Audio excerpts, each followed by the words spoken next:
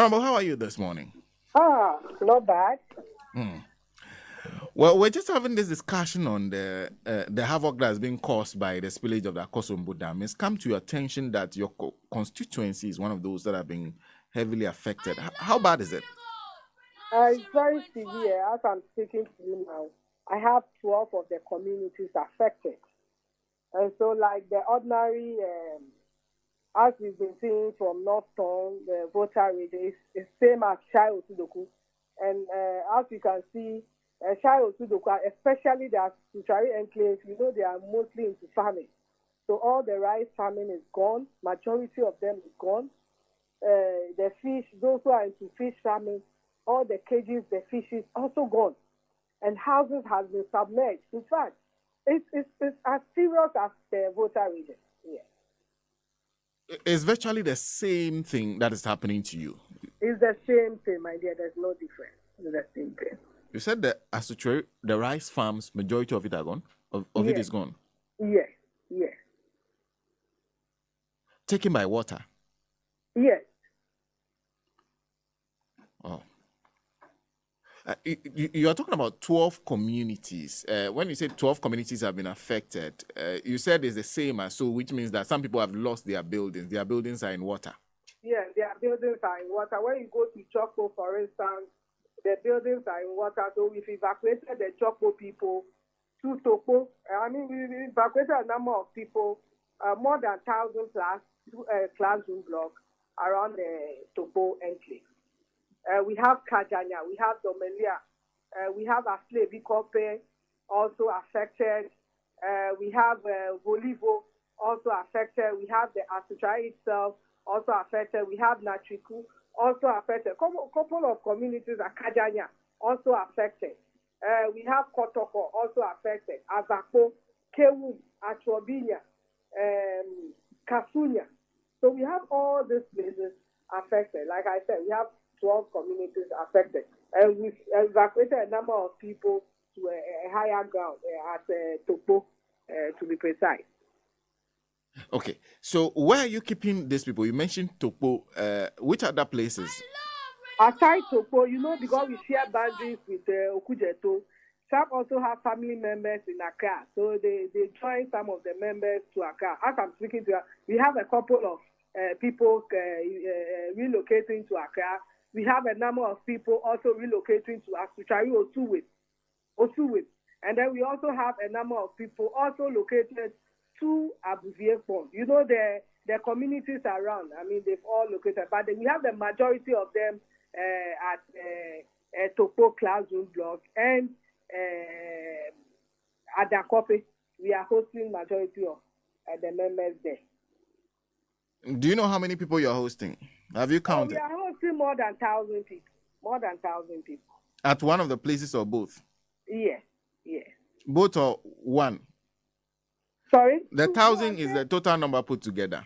Yeah, the total number put together, we are having almost about 1,600 at both schools. We have the Topo school, and then also some of them have also moved to Abuvie Pond. So we have 2 schools that people have moved. Aside that, like I said, people have a lot of relatives within the Accra and other communities, so they decided to leave. But as it stands now, we are hosting more than 1,500 people. Today, when you go to Topo right now, the people are there. The others are even sleeping outside on the corridor because the classroom is not enough to contain them. So some are in the classroom, others are sleeping on the corridors. Yes. You said some are also outside. Yes. Do you have enough mattresses for them to lie on? Yes, not enough. I would say that so far the DRA was able to help us with some mattresses. NADMO also bought some few, about 17 mattresses. The DC also managed to get a number of mattresses, about 50. So, I wouldn't say all of them have the mattresses. We are still soliciting for funds to help the rest. But as it stands now, majority of them, they are using their clothes to use to sleep. So we are appealing to people to come and help with the mattresses and what have you. Aside that, my dear, the classroom doesn't have windows. All the classroom that we hosted and evacuated the people into, there are no windows around. So we are also looking for fans to be able to get them some windows. But in the interim, we have this plastic rubber bag we are using, yes, to serving the situation at the moment. We also need we need a couple of items, my dear, a lot of things. Feeding them is also a problem because, I mean, they are stuck at a place. I mean, getting food to eat, getting drinks, water to drink, and other things. It's difficult for us. I'll come back. I'll come to the food matter. Camping them there means they have to have a place to bath. Exactly. They have to have sanitary facilities. Yes. Do you have enough? We don't, my dear, we don't. Like I said, people are even occupying the corridors, and sometimes some are even using plastic chairs. They sit on it till the following morning. Are you getting? Where to even bath is a problem. So sometimes they even have to wake up as early as possible. But they are mixed together with the males, and both males and females are at a classroom. So sometimes you have to find a place and then bath. Around 2 o'clock, you just wake up and then bath. So these are some of the challenges we are facing at the moment. You said you need a lot of food. Exactly. Exactly which things do you need when you say you need food? Yeah, my dear, as I'm speaking to, we need mosquito nets for the people. We need some relief items like mattresses, like I said, because the mattresses we've had is not enough. We also need food, rice, oil, corn dough, cassava dough. Any ordinary food is a food. So, I mean, we are not going to be specific that this is what they eat. Any kind of food. If you give us rice, it will be accepted. Oil, we accept it. Corn dough, we accept. Cassava dough, we are accepting.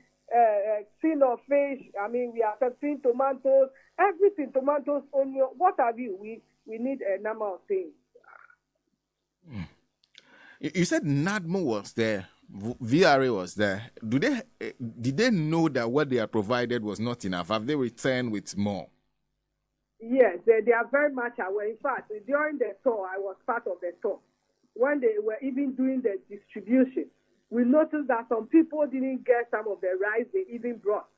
And all that they could say was that the number that was given to them is more than what they saw. No, the number given to them is less. I mean, what they saw was more than the number. So they brought the items within the number of members that was given to them. So in fact, they have to reduce the quantity. I think they planned giving 3 or 4, 5 kg rice. But instead of the number they came and saw, they were able to give at least every member was able to receive 5 kilo rice, the mini frito, some tin tomatoes, and some tin fish. You get it? Those that names were not part of the list has been ignored because they said they are dealing with the number they have. So they are aware. They are very much aware of the situation at hand. They are very much. Who gave them the names and the numbers involved? I was told NADMO. The names they had was from NADMO. So it was NADMO. So NADMO came and wrote names of some people. Yeah, when I asked NADMO why the discrepancies, all that they could say was that when they were asking the people to evacuate to a higher ground, those that came was the number they picked. And I said, no. I mean, if you are saying those that came was every day out, there is a disaster. Are you getting it? So there should be a thorough assessment before you even submit the list to VRA. Anyway, notwithstanding other benevolence, we were privileged to have the honorable member for Mr. Yohono, okay. The IGP. Okay. Commissioner Yohono. Yeah, okay. Exactly. He hails from Topo. So yesterday he was able to come with some rice, some oil. He brought some mattresses. He brought some corn dough. In fact, they brought a number of things to share to the people. So we are most grateful. So right now, majority of what you have is being brought in by individuals and groups that are helping. Exactly. And DRA, like I said, they also brought their part. The DC also brought some number of mattresses, sachet water. Myself, I've also provided a lot of rice, oil. I also gave them some water to drink. They also needed a bigger boat because of the situation at hand. You know, they are cut off the community. So the water, some people you see that they are surrounded by the water. Before they can even come out to do something, they have to cross with a boat. So they needed a bigger boat, which I've been able to rent a bigger boat for them. In fact, we were charged 1,500 per day. And we've rented it for 5 days, hoping that at least it's about 5 days we know it's not enough for them. So these are some of the relief items we've been able to provide so far. Are you suggesting that you're still evacuating people to? Yes, even today, this morning, we had to evacuate some people to the program. We are still doing that. Oh, okay. Yes. So there are people who are still stuck there. You have to bring. Exactly. People are stuck there. You know, people want to safeguard their property. And that is the education that we are trying to let them know. If you have life, you have everything. People, in fact, leaving their properties, they think something that they've taught all this while, 20 years of investment is just gone. So you have to talk to the others are still in the village though. So we are still talking to them. I mean, after we are able to talk to them and they are well abreast with whatever, they allow us to bring them to a safer ground. So day in, day out, every day in, day out, we bring people to the place. Wow. How and are you seeing the children that are also affected, and how are they being taken care of, or they are in the hands of their parents and their wards? Yes, as it stands now, the kids are in the hands of their parents. So whatever we give to the parents, we are hoping that when they cook, they'll be able to. But as it stands now, all the schools within the area, the affected areas, has been closed for now because the classroom blocks are where the people are occupying. So there is no any activities like students going to school. They are housed at a place, and we are hoping to hear also from the government and the VRO, because as it stands now, the people need to be compensated. Not only compensated, but at least we should get them a safer place to live. And I guess that's the next step, a place that they can live in for at least for a period whilst they resettle. Exactly. At least for a period. If I wouldn't like at least maximum 3 months should be okay for them to restart over everything. But in the meantime, Honorable needs a lot of water, food, mattresses, clothes, I believe. Clothes, exactly. What are they? And the mosquito nets too are important too. Yes, mosquito nets as well. Mm-hmm. Honorable, thank you very much for speaking to us. Thank you.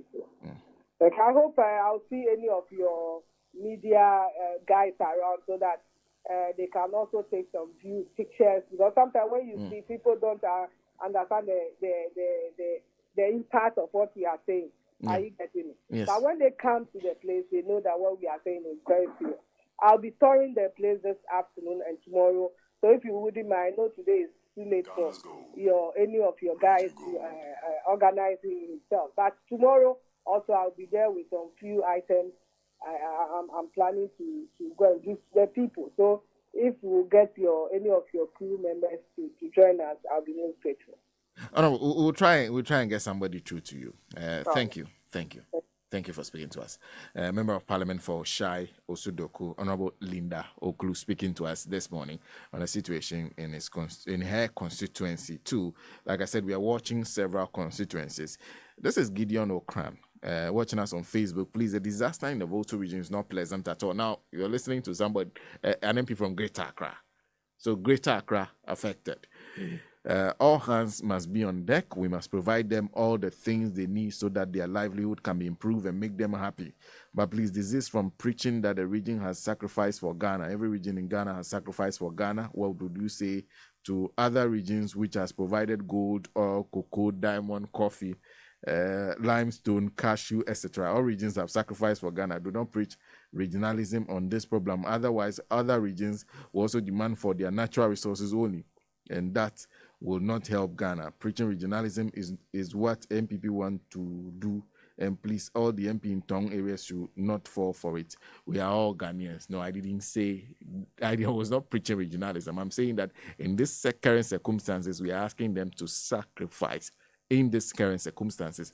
I don't think you contest the fact that this is sacrificing their means and livelihood, that we as a country owe them a responsibility at this time. I'm not talking about the entire, I'm not speaking for the entire region, I'm speaking for the people who have been affected, that it is because we need to protect the Akosombo Dam, that's why we are doing this. How do we make sure that they are comfortable in the midst of these difficulties? That's what I said. Please listen to me carefully.